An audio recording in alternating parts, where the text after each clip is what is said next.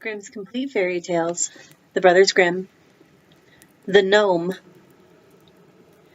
There was once upon a time a rich king who had 3 daughters, who daily went to walk in the palace garden. And the king was a great lover of all kinds of fine trees, but there was one for which he had such an affection that if anyone gathered an apple from it, he wished him 100 fathoms underground. And when harvest time came, the apples on this tree were as all red as blood. The 3 daughters went every day beneath the tree and looked to see if the wind had not blown down an apple, but they never by any chance found one, and the tree was so loaded with them that it was almost breaking, and the branches hung down to the ground. Then the king's youngest child had a great desire for an apple, and said to her sisters, "Our father loves us far too much to wish us underground, and it is my belief that he would only do that to people who were strangers." And while she was speaking, the child plucked off quite a large apple and ran to her sisters, saying, "Just taste, my dear little sisters, for never in my life have I tasted anything so delightful." Then the 2 other sisters also ate some of the apple, after which all 3 sank deep down into the earth, where they could not hear a cock crow. When midday came, the king wished to call them to dinner, but they were nowhere to be found. He sought them everywhere in the palace and the garden, but could not find them. Then he was much troubled, and made known to the whole land that whoever brought his daughters back again should have one of them to wed. Hereupon so many young men went about the country in search, that there were no counting them, for everyone loved the 3 little children, because they were so kind to all and so fair of face. 3 young hunters also set out, and when they had traveled about for 8 days, they arrived at a great castle, in which were beautiful apartments. And in one room a table was laid on which were delicate dishes, which were still so warm that they were smoking. But in the whole of the castle no human being was either to be seen or heard. They waited there half a day, and the food still remained warm and smoking. And at length they were so hungry that they sat down and ate, and agreed with each other that they would stay and live at the castle, and that one of them, who should be chosen by casting lots, should remain in the house, and the other 2 should seek out the king's daughters. They cast lots, and the lot fell on the eldest.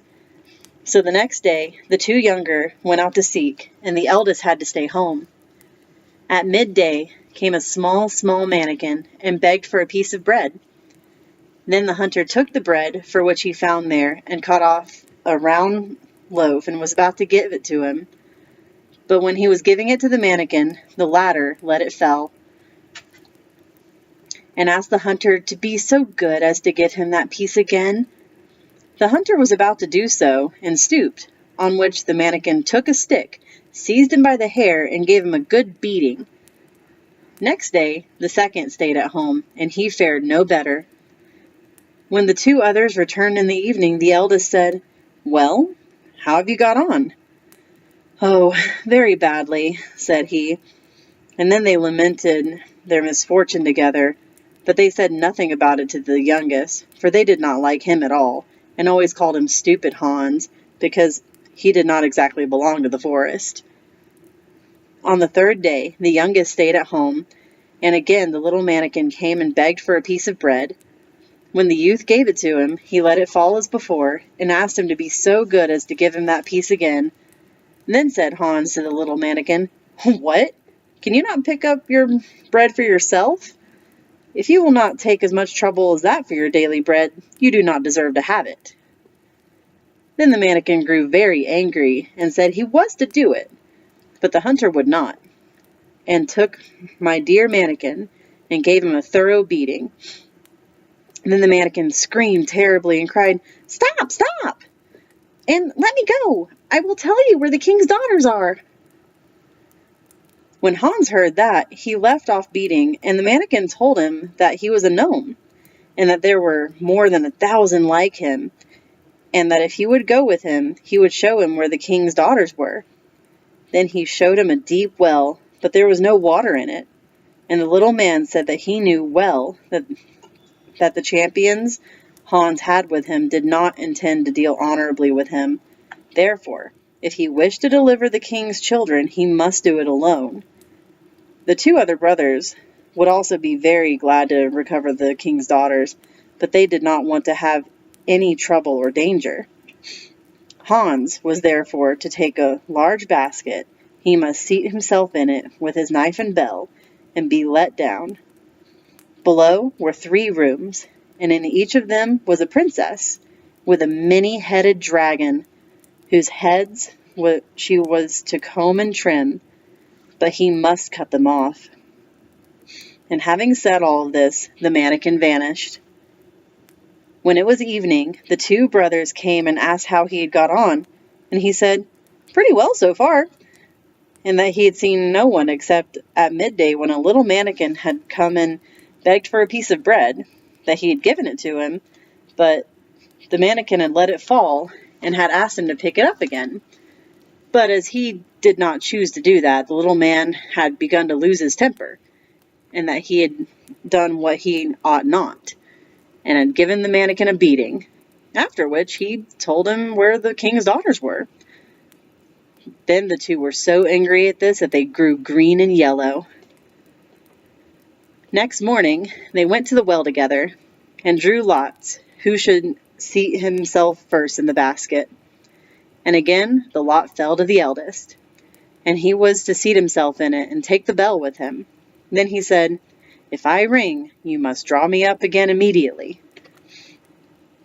When he had gone down for a short distance, he rang, and they at once drew him up again. Then the second seated himself in the basket, but he did just the same as the first. And then it was the turn of the youngest, but he let himself be lowered quite to the bottom.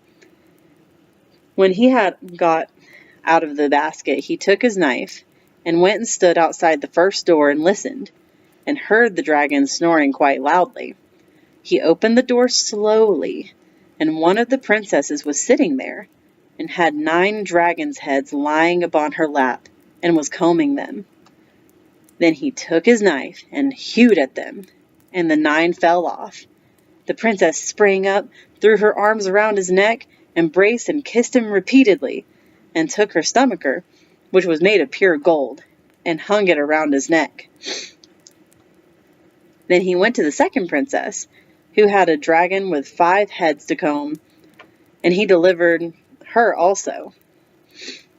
And to the youngest, who had a dragon with 4 heads, he went likewise, and they all rejoiced, and embraced him, and kissed him without stopping. Then he rang very loud, so that those above heard him, and he placed the princesses one after the other in the basket, and had all of them drawn up. But when it was his own turn, he remembered the words of the mannequin, who had told him his comrades did not mean well by him. So he took a great stone which was lying there, and placed it in the basket.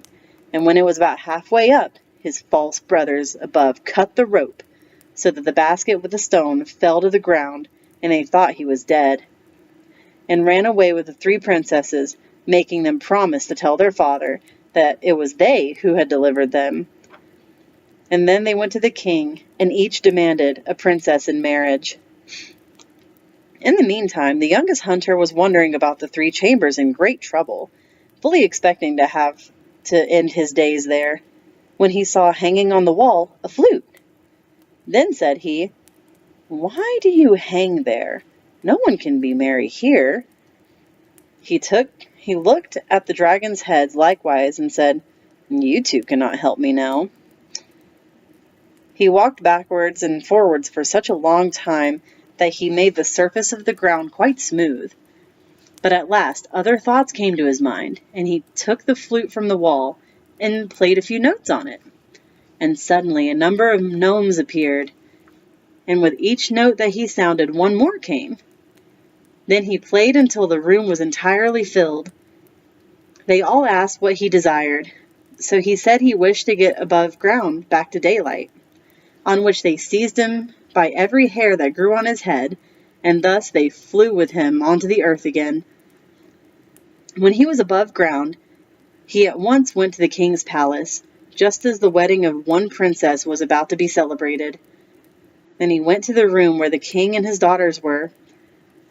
When the princesses saw him, they fainted. At this the king was angry, and ordered him to be put in a prison at once, because he thought he must have done some injury to the children. When the princesses came to themselves, however, they entreated the king to set him free again. The king asked why, and they said that they were not allowed to tell that, but their father said that they were to tell it to the stove. And he went out, listened at the door, and heard everything. Then he sentenced the 2 brothers to be hanged at the gallows, and to the third he gave his youngest daughter. And on that occasion I wore a pair of glass shoes, and I struck them against a stone, and they said clink, and were broken.